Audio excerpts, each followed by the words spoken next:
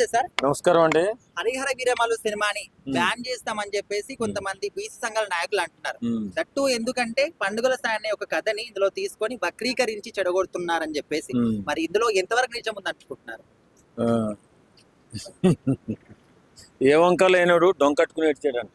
సామెత ఆంధ్రాలో ఉంటుంది. ఇది వంక దొరక్క ఎవడో ఈ బీసీ నాయకుడు నాకు అర్థం కాదు. ఆ బుర్ర ఉందా ఆయనకి? పవన్ కళ్యాణ్ సినిమాలో ఒక వర్గాన్ని కించపరుస్తూ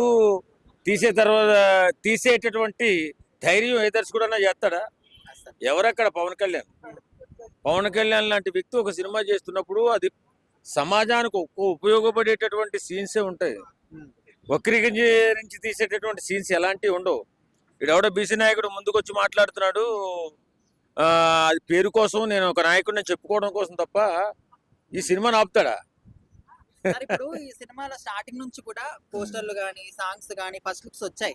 సో అప్పుడు ఎప్పుడు కూడా గుర్తుకు రాని పండుగల సాయన్న కథ వన్స్ ట్రైలర్ వచ్చిన తర్వాత, రికార్డ్స్ వ్యూస్ వచ్చిన తర్వాత ఎందుకు గుర్తుకొచ్చారు అనుకోవచ్చు? అంటే ఈ మధ్య పవన్ కళ్యాణ్ అడ్డు పెట్టుకుని ప్రతి ఒక్కరు కూడా సోషల్ మీడియాలో ఫామ్ అయిపోవాలని ప్రయత్నం చేస్తున్నారు.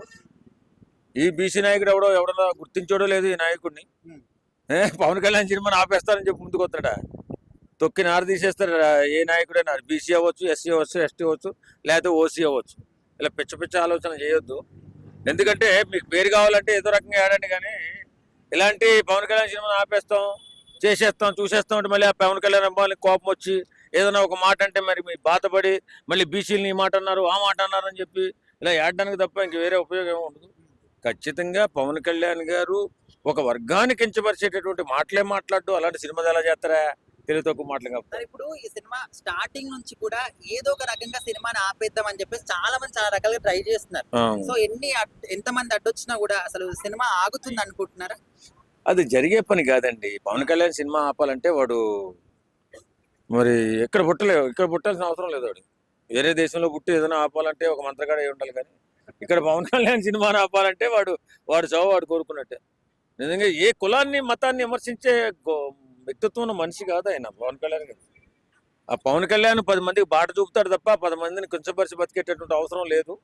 కాబట్టి అలాంటి ఏమన్నా ప్రయత్నాలు చేస్తే నోరు మూసుకుని విరమించుకుంటారు బాబు. మీకు మర్యాద ఉంటుంది, మీ బీసీ సంఘాలకి మర్యాద ఉంటుంది. Thank you.